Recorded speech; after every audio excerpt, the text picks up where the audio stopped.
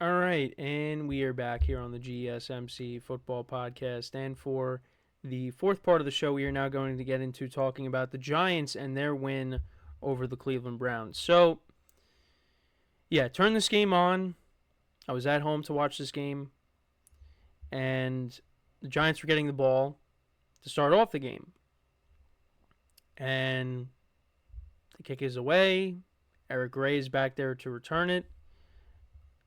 And it was in the end zone. Should have just took a knee and the Giants would have had the ball at the 30. But he didn't do that. He decided to return it. And he ended up fumbling. And I couldn't believe it. I was like, well, here we go again. I mean, we're not even a minute into the game. And then on the very first play from scrimmage with the Browns, now at the Giants 24, Deshaun Watson throws a touchdown pass to Amari Cooper. 24-yard touchdown. And I turned the game off. I'm like, all right, time to put on Red Zone. We're not watching this. But of course I did tune back in because I had Red Zone, and then I had on my laptop I put the Giants on, and then I had the Steelers on my phone because they were on CBS. So when it's football Sunday, you got to have a bunch of screens. So you can watch multiple things at the same time. But, yeah, so I did turn the Giant game back on. And so after that, the Giants, on their first drive of the game, because it didn't happen when they got the ball to start off the game because they fumbled, they did nothing with it. 3 and out immediately. Then the Browns, they punted. And then the Giants put together a nice drive. Now, what happened on the first play of that drive is Daniel Jones ended up getting intercepted. However, there was a penalty, roughing the passer on Greg Newsome. So the Giants retained possession. Thankfully, that happened. Because if that doesn't happen, I mean, then who knows? I mean, this game would have just completely unraveled. So then the Giants, they go down the field, 20 yards to Wan'Dale Robinson. On this play, another 12 to Tyrone Tracy, 23 yards to Devin Singletary, and then Devin Singletary scores a 1-yard touchdown. So that ties the game at 7. So that was encouraging. That was a good drive. Browns punted, Giants punted again, Browns punted, and then the Giants put together another touchdown drive. This was about 7 minutes time possession down the field. Jones connected with Malik Nabers for a 28-yard pass play, and that set up the first Malik Nabers touchdown, which was a great catch by him to make it 14-7. Then the Browns fumbled. Deshaun Watson gets sacked by Brian Burns, and then it's recovered by Chapman at the Browns 30. And then the Giants turned that into a touchdown. Malik Nabers, 5-yard touchdown reception. So it was 21-7 at the half. And that was the last time the Giants scored. So the Browns, they punted to start off the second half. The Giants then fumbled. Devin Singletary fumbled. That's been a problem so far this year for him, so hopefully he cleans that up. Then the Browns, they get into field goal range, and Dustin Hopkins misses a 53-yard field goal. More punts in the third quarter. Giants punted again. And then the Browns put together a touchdown drive, 5 plays, 49 yards. Watson connected again with Amari Cooper for a 6-yard touchdown. They did not get the 2-point conversion. And, Giants punted again. The Browns fumbled. Deshaun Watson fumbled, and this was recovered by Aziz Ojulari. Giants then punted. Browns turned it over on downs. They went forward on 4th and 1. And Deshaun Watson ended up getting sacked. But then the Giants ended up missing the field goal. Greg Joseph, who they picked up, misses a 48-yard field goal. And then you thought, well, this is it. But that was not the case. The Giants' defense, they held, and the Browns turned it over on downs, and they ended up winning the game. They ended up icing it. Devin Singletary, a 43-yard run that I thought he was going to score, but he ended up falling down just short of the goal line. He almost slid into the end zone. It wasn't quite like Ahmad Bradshaw in the Super Bowl, but yeah. That was a smart play by him, even though I have him in fantasy and I was hoping he would have scored. Although, really would not have made a difference because I ended up losing my matchup by 40 points. So, But yeah, that was a big win for the Giants, although they did get shut out in the second half. Daniel Jones was okay. A decent game for him. 24-34, 263 yards, 2 touchdowns, no interceptions. After that rough week 1, he was okay against the Commanders and, was decent here. So, it's been a, encouraging couple of weeks for him. And then for the Giants running game, Singletary was their leading rusher, 65 yards on the ground and a touchdown. Also had the fumble. Tyrone Tracy had 23 yards on the ground. Jones had 20 yards on the ground. Malik Nabers, of course, was their leading receiver, 8 receptions for 78 yards and 2 touchdowns. Wan'Dale Robinson had 7 for 61. Singletary had 4 for 43. Eric Gray lost a fumble. That was on the kickoff. Singletary lost a fumble. Jones fumbled but did not lose it. Elijah Chapman, he recovered a fumble. Azeez Ojulari, he recovered a fumble in this game. So, Giants had a couple of turnovers in this game off of Watson.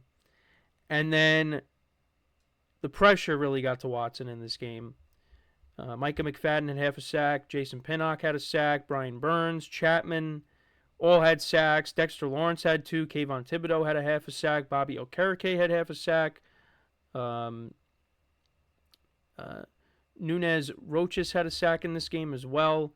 Ojulari had a sack. 8 sacks in total on the day for the Giants defense. And that is very encouraging. That is what I was excited about going into the season with this Giants defense. This defensive line. And they got after Watson. Now, the Browns' offensive line is banged up, so you could point to that.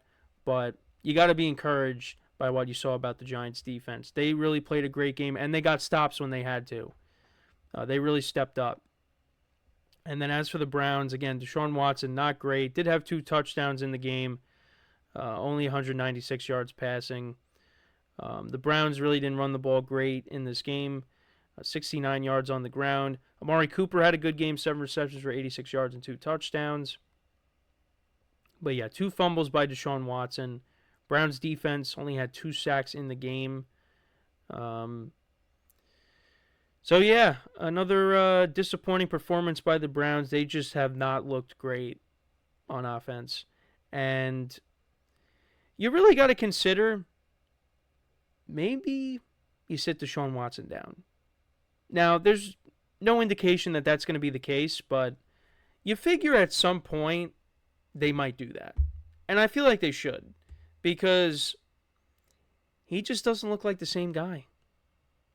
And since they got him, really has not looked like the same guy. And, you got a very good defense. You got good skill position players.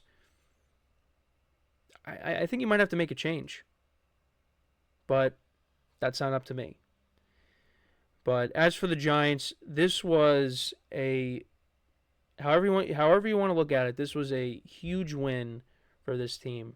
After what happened last week when you scored 3 touchdowns and you lose because the other team kicked 7 field goals and you didn't have a kicker,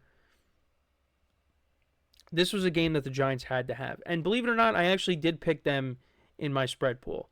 I felt like the Browns' offense does not look great. The Giants, they're desperate. They need to pick up a win. So I took them with the points. I didn't know. I said this is a game they could win. I don't know if they will win, and that's what ended up happening. Although they did get shut out in the second half. They got to put together a full game.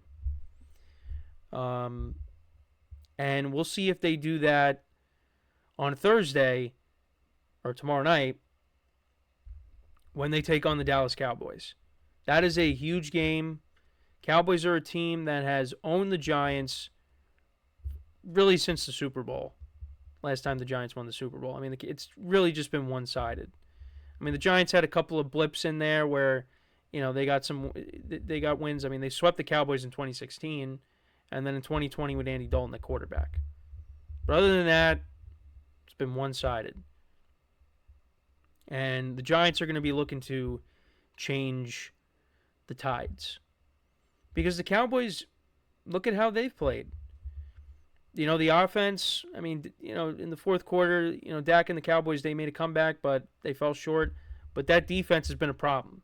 And that's a defense that the Giants can take advantage of. They've been running the football decent. Malik Nabers has been a stud so far. Giants could definitely put up points against the defense of the Cowboys. But how is that Giants defense going to do against the Cowboys offense?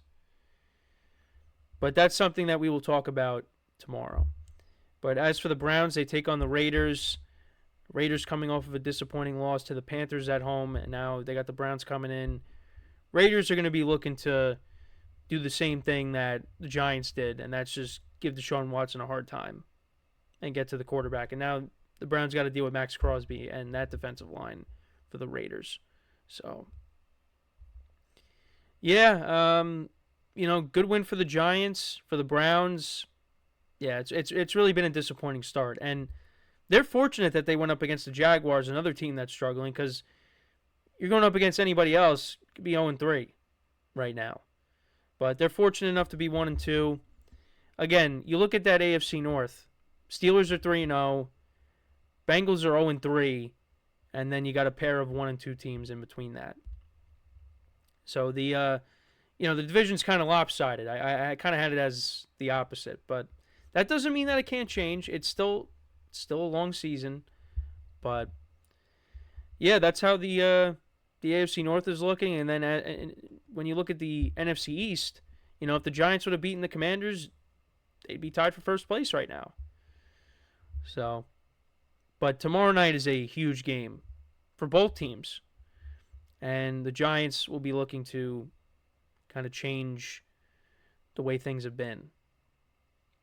And we'll get into that. We'll talk about it tomorrow. But loved what I saw from the defense. Hope that continues. Jones has been okay these past couple of weeks. Nabers has been awesome. Singletary got to clean it up with the fumbles, but he's been good. So there's things to like about the Giants. And you're hoping that they can continue this. And really, when you look across the league, I mean, yes, the Buffalo Bills look amazing. The Vikings look really good. The Chiefs are 3-0, but, they got some issues. The league's kind of wide open. So we'll see what happens. Suddenly, I look at the Giants' schedule, and I'm like, you know what? Maybe they can turn it around here. If they keep playing how they've been playing these last couple of weeks. Because they could have been 2-1. If they had a kicker, they'd be 2-1 right now. But, again, can't dwell on the past. And how the Commanders looked against the Bengals should make you feel a little bit better. Knowing that, okay, I mean, the Commanders look like they got themselves a quarterback. Their offense is heading in the right direction. So, but Giants should have won that game if they had a kicker. So, but let me know what you guys think about this game. What were your takeaways from it? Let me know in the comments. So we are going to take our final break of the show, and when we come back, we will do our power rankings. We will list our top 5 teams after week 3. So for one final time today, stick around, and we'll be right back here on the GSMC Football Podcast.